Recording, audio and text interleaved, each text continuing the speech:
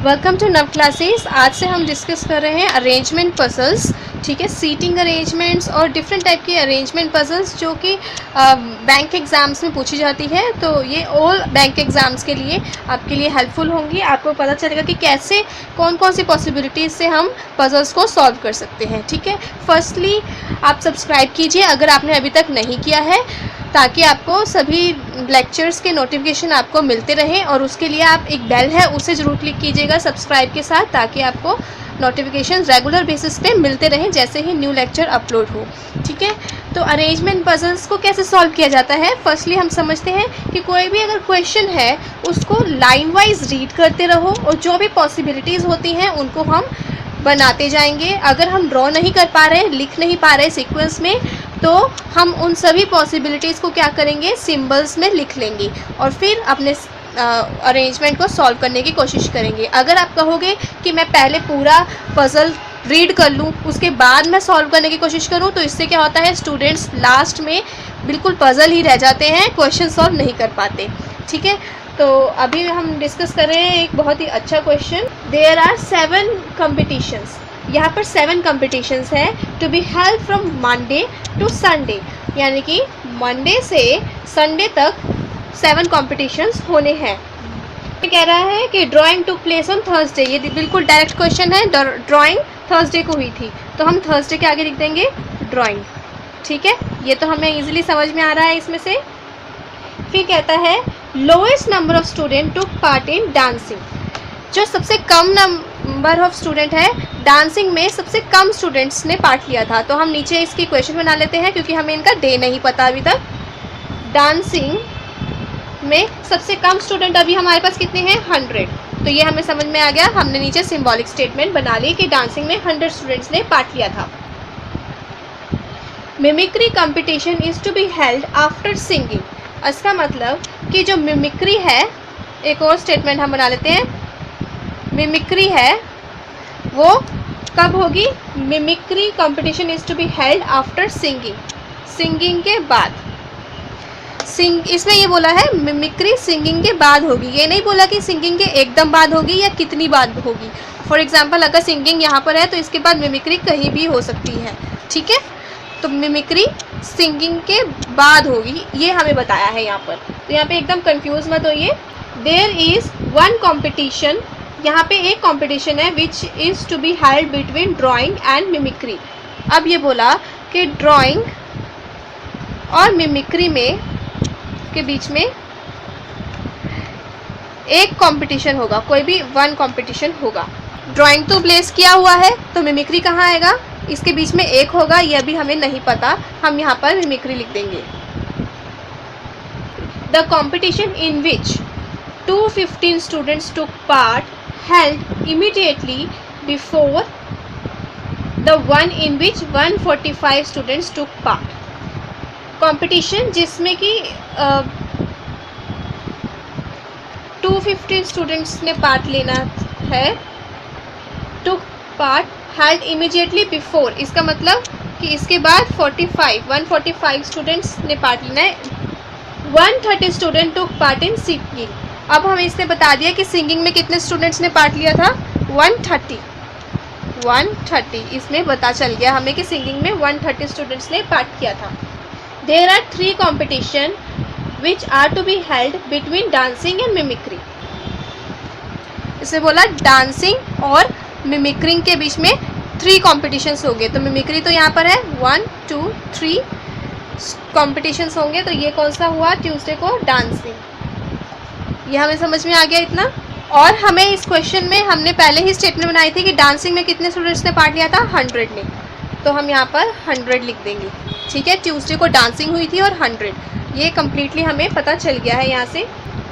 तो competition in which 175 student took part held on Friday, इसका मतलब फ्राइडे को 170 स्टूडेंट्स ने पार्ट लिया था। और ये कौन सा कंपटीशन है ये हमें अभी पता नहीं है। There are as many competition between singing and skating as between short story and skating. इसका मतलब कि हमें ये एक और सिचुएशन पता चली है कि सिंगिंग और स्केटिंग में, ये स्केटिंग है इन दोनों में जो कंपटीशन है वो इक्वल है, स्केटिंग, सिंगिंग और शॉर्ट स्टोरी। जितना गैप सिंगिंग और स्केटिंग में होगा उतना ही गैप स्केटिंग और शॉर्ट स्टोरी में होगा, ये हमें अभी पता चला। और अगर मैंने स्केटिंग को यहाँ रखा तो सिंगिंग यहाँ आ सकता है और शॉर्ट स्टोरी यहाँ आ सकता है, ठीक है। ये पॉसिबिलिटीज़ है। हम स्केटिंग को कहाँ रख सकते हैं जिसके ऊपर इक्वल गैप हो। स्केटिंग को हम वेडनेसडे पे रख सकते हैं या फिर फ्राइडे पे रख सकते हैं। तो दो पॉसिबिलिटीज़ है स्केटिंग को रखने की, या तो हम अगर स्केटिंग को यहाँ पे रखते हैं और तब सिंगिंग यहाँ आ जाएगा और शॉर्ट स्टोरी एक लीव करके यहाँ पर आ जाएगा। और दूसरी पॉसिबिलिटी है कि अगर हम स्केटिंग को यहाँ रखते हैं, स्केटिंग को यहाँ पे रखें तो सिंगिंग यहाँ आ सकता है ऊपर और एक लीव करके सिंगिंग यहाँ आ सकता है और शॉर्ट स्टोरी यहाँ पर, यानी कि एक लीव करके यहाँ पे और यहाँ पे सिंगिंग और शॉर्ट स्टोरीज आ सकते हैं, ठीक है। तो ये दो पॉसिबिलिटी है हमारी स्केटिंग और सिंगिंग की। नेक्स्ट क्वेश्चन कह रहा है कि पेंटिंग संडे को नहीं हुआ है। Painting competition did not take place on Sunday. इसका मतलब संडे को पेंटिंग तो 1% भी नहीं हुआ है, पेंटिंग नहीं हुआ। तो पेंटिंग की ओनली पॉसिबिलिटी कहाँ आ सकती है, मंडे को पेंटिंग। उसके बाद लास्टली कह रहे हैं कि the largest number of student did not take part in painting. Painting में लार्जेस्ट नंबर ऑफ स्टूडेंट ने पार्ट नहीं लिया। इसका मतलब कि 280 नंबर यहाँ पर तो बिल्कुल भी नहीं आएगा, ठीक है।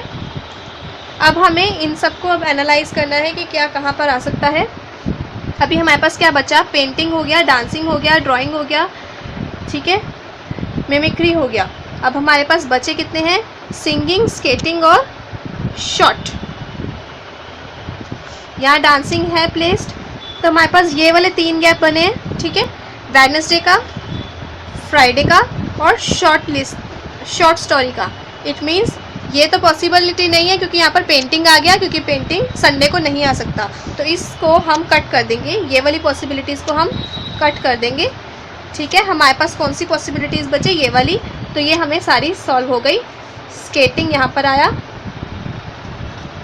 और शॉर्ट स्टोरीज यहाँ आया, ठीक है।